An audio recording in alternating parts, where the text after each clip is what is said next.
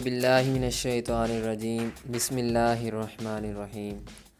معزز سامعین کرام، السلام علیکم ورحمۃ اللہ وبرکاتہ۔ پچھلے 3 سالوں میں ترکی کے کچھ ڈرامے پاکستان میں بہت مقبول ہوئے، جن میں دریلس ارطغرل سر فہرست ہے۔ اس کے علاوہ کورلس عثمان اور دی گریٹ سلجوق نظام عالم بھی کافی شہرت حاصل کرنے میں کامیاب ہوئے ہیں۔ ان ڈراموں میں شروع سے ہی مقدس امانتوں کا ذکر سنتے آ رہے ہیں، لیکن کیا آپ کو معلوم ہے کہ یہ مقدس امانتیں کیا تھیں؟ وہ کون سی خصوصیت تھی، یا ان امانتوں میں ایسی کیا خاص بات تھی کہ جس کی وجہ سے مختلف مکاتب فکر سے تعلق رکھنے والے اپنی جانوں پر بازی لگا کر حاصل کرنا چاہتے تھے؟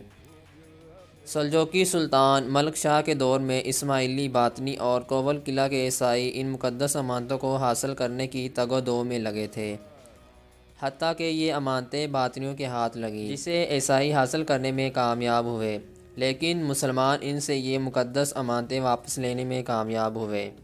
ان امانتوں کو سب سے پہلے وقت کے ولی اللہ شیخ احمد یسوی رحمۃ اللہ علیہ نے حاصل کیا۔ آپ ترک درویشوں کے شیخ اول تھے۔ ترک زمین پر سب سے پہلی روحانی درسگاہ انہی کے کوششوں سے بنی۔ آپ نے وہ صندوق شیخ ابن العربی کے حوالے کی۔ ابن العربی رحمہ اللہ نے اس کو کئی سال اپنے پاس محفوظ رکھا، پھر اس سلطنت عثمانیہ کے بانی اور مؤجد ارطغرل کے حوالے کی۔ عیسائیوں کے استاد اعظم استاد پیتروچو نے ان امانتوں کو حصول کے لیے اپنی جان تک گنوا دی۔ ارطغرل نے وہ امانتیں پوری زندگی اپنے پاس محفوظ رکھی اور آخر میں وہ امانتیں اپنے شیخ ابن العربی کے شاگرد شیخ ادیب علی کے حوالے کی۔ شیخ ادیب علی نے وہ امانتیں سلطان اول عثمان کے حوالے کی۔ سلطان نے ان کی حفاظت میں کئی جانیں قربان کی۔ انہیں اپنے قبیلے تک کو کچھ عرصہ کے لیے خیر بات کہنا پڑا، لیکن امانتوں کی حفاظت کی۔ ایک رائے یہ ہے کہ امانتوں کے اس صندوق میں حضرت فاطمہ زہرا رضی اللہ تعالی عنہما استعمال شدہ چیزیں ہیں۔ یہ مقدسات مسلم معاشرے اور سلطنت کے لیے انتہائی اہمیت کی حامل تھیں۔ اسی کا ذکر نظام عالم دی گریٹ سلجوق سیریز میں کیا گیا ہے۔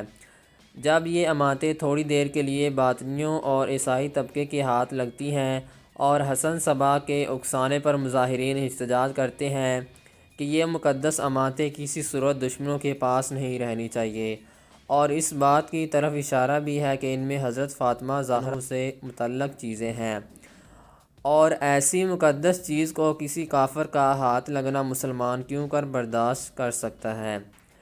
اس کے علاوہ یہ بھی کہا جاتا ہے کہ اس صندوق میں موجود حضرت خضر علیہ السلام کی قمیض تھی، جس کو کوئی بھی پہن کر حملہ کرتا تو اس کو فتح حاصل ہوتی۔ قسطنطنیہ کے فاتح اول سلطان محمد فاتح نے یہ قمیض پہن کر حملہ کر کے فتح حاصل کی۔ بہت سے مسلم فاتحین یہ قمیض پہن کر حملہ کرتے اور اللہ رب العزت اس کی بدولت ان کو فتح نصیب فرماتے۔ عیسائیوں کو جب پتہ چلا کہ یہ قمیض پہن کر جو بھی حملہ کرتا ہے فتح اس کی مقدر ہوتی ہے، تو وہ یہ جاننا چاہتے تھے آخر وہ کون سی چیز ہے جس سے اس قمیض کو اتنی اہمیت حاصل ہے۔ اس کے حصول کے لیے بہت کوشش کی، باقاعدہ ایک منظم تنظیم تشکیل دی، لیکن وہ ناکام رہی۔ بالآخر قلعہ کولوچائسار کے گورنر صوفیہ کے باپ نے وہ صندوق حاصل کر لی۔ قارا عثمان، جس نے اس کو پانے کے لیے ہر رکاوٹ کو پس پش ڈالا، حتیٰ کہ اپنا قبیلہ بھی ان کے خلاف ہوا۔ بہت سی رکاوٹیں سامنے آئیں، لیکن مقصد میں کامیاب ہوئے اور وہ امانتیں اپنے قبضہ میں لے لیں۔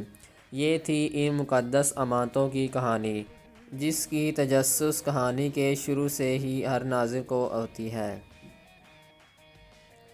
ناظرین کرام، اگر آپ باطنیوں کے بارے میں جاننا چاہتے ہیں تو ادھر دیے گئے آئی بٹن پر کلک کریں اور ویڈیو کو دیکھ لیں، یا ڈسکرپشن میں دیے گئے لنک سے آپ دیکھ سکتے ہیں۔ ناظرین کرام، اگر آپ کو ویڈیو پسند آئی ہے تو اپنے رائے کا اظہار لازمی کریں، اور نئے آنے والے ناظرین سے التماس ہے کہ چینل کو سبسکرائب کر لیں تاکہ آئندہ آنے والی ہر ویڈیو آپ کو ٹائم پر ملتی رہے۔